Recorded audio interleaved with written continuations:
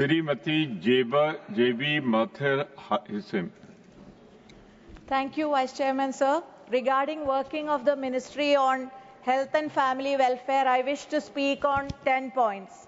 As I am from Kerala, my first 3 points would be on Kerala. And the first point is on Asha workers, the silent pillars of public health.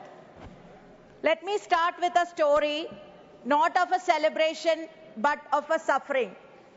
So in Kerala, there are about 27,000 Asha workers. And these Asha workers have been on indefinite strike for the past 37 days in torrential rain and scorching sun, and no steps, and in the steps of Secretariat of Kerala. And now Asha workers have announced that they will go for an indefinite hunger strike from day after tomorrow. Why, sir? Because the honorariums remain unpaid, their wages have not been revised, and their demands are met with silence. Neither the government of Kerala nor the centre has had the willingness to even listen to the concerns of Asha workers.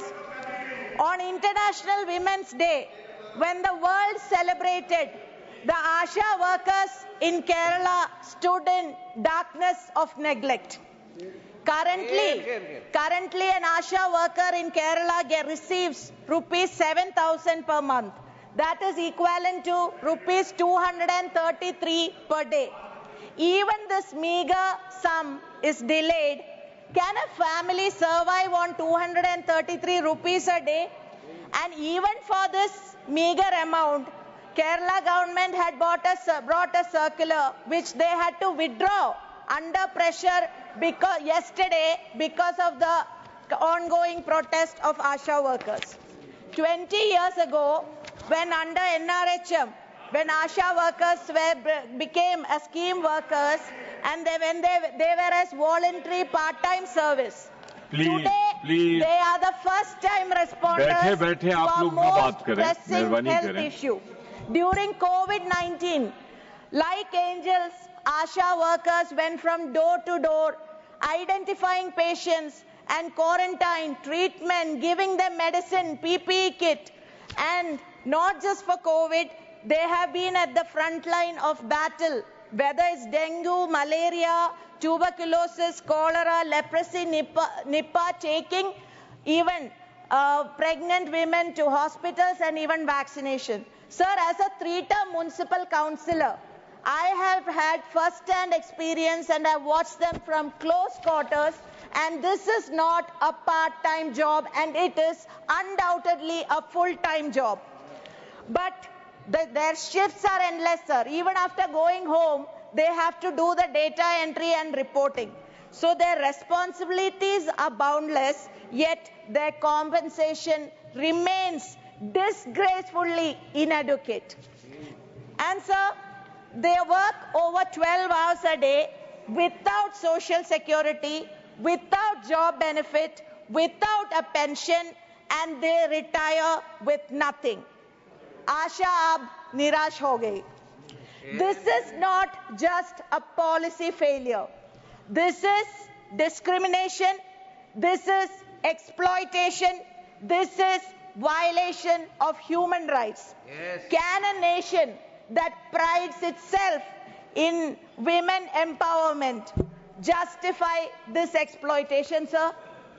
Meanwhile, Government of Kerala and central government are engaged in a blame game regarding funds.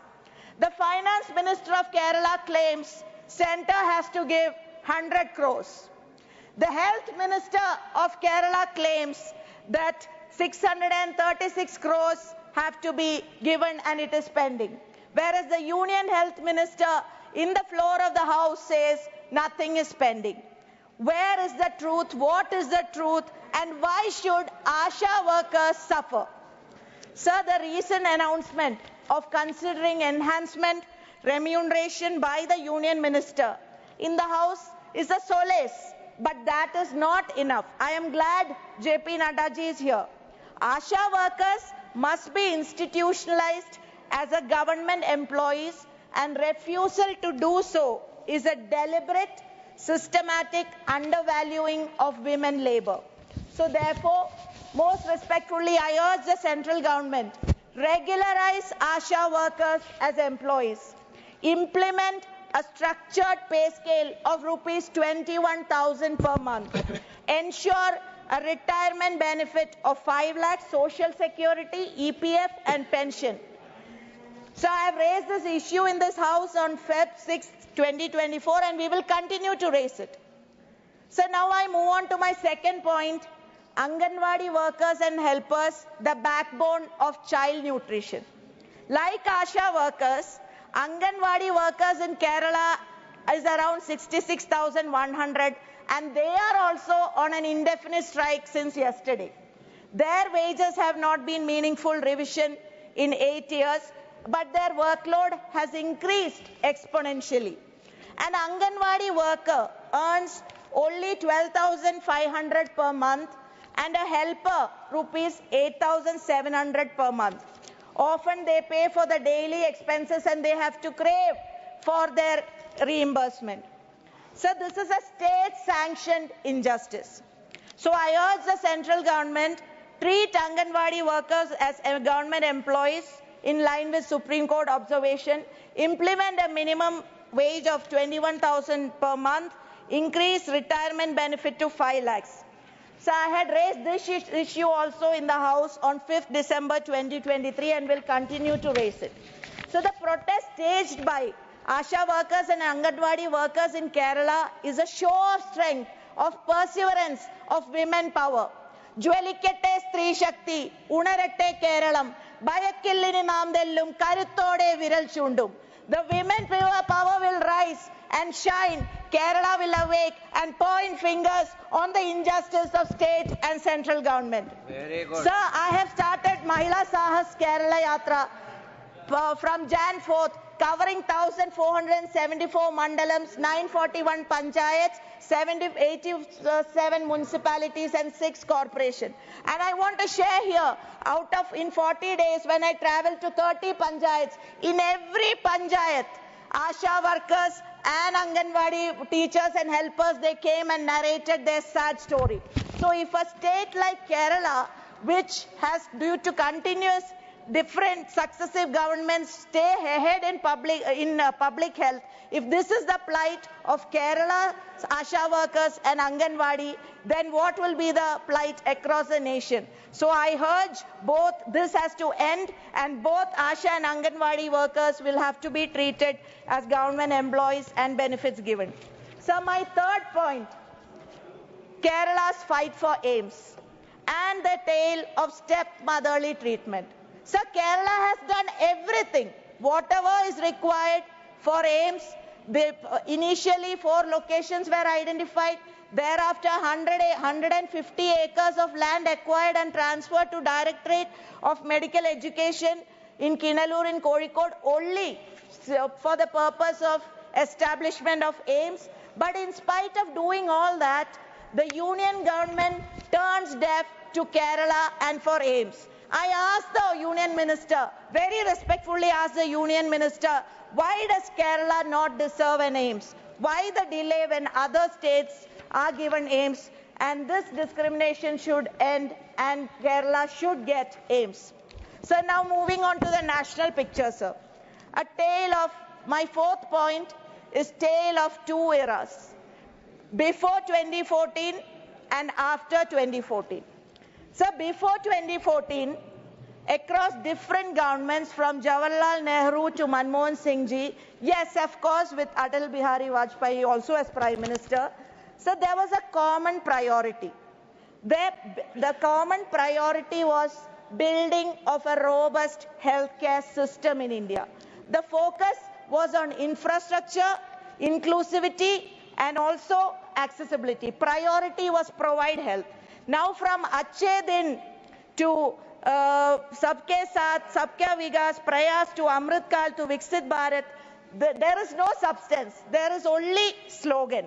Now it is, the GDP is only 5%. if when the WHO recommends 5%, India barely allocates 1.9%. This is embarrassingly low, sir, when compared to giants. Sir, my fifth point is public healthcare system in ruins. I wish to say about Ayushman Bharat. Ayushman Bharat, the healthcare shifted responsibility to private players, ensuring free and accessible health is not there. And Controller and Auditor General itself has said that there are fake claims and there is total fraud. So my sixth point is collapse and violence against doctors and health professionals. Conclude. India has become where AIIMS is like that. So rising violence against doctors is a big issue and Central is not doing. So my seventh point is NEET catastrophe. Government promised 10,000 medical seats but can't even conduct the NEET exam. And Union Minister, I hope Naddaji has seen Jairam Rameshji's tweet about what has happened about the postgraduate exam. So my eighth point is unacceptable 18% GST on health insurance. That has to be revoked, sir. That is much, much higher than what people in pay in US, UK and South Africa. My ninth point, sir, drug quality concerns. Whereas our drugs, which being used in Gambia and Uzbekistan, people have lost life. In US, there is people are turning blind eyes, so all that is a big concern. So my final point, if I don't say this, it will be a big loss to the nation. So my final point, India and the WHO, silence is not an option. WHO plays an important role, and even during COVID time, we know what WHO did. Thank you and very President Trump has unilaterally announced the decision to withdraw from WHO. This is the time our India self-proclaimed Vishwaguru, Honorable Prime Minister must step up and support WHO. I urge Prime Minister, sir, I do not speak today merely to criticize, I speak to warn. Our healthcare system is dismantled before our eyes. The government's policies are misplaced, flawed and dangerous. I conclude, sir. I conclude. People of India deserve better. Thank you not very just much. slogans, but action. Not just speeches and podcasts, but solutions. Not just promises, but justice. Jai Hind. Thank you.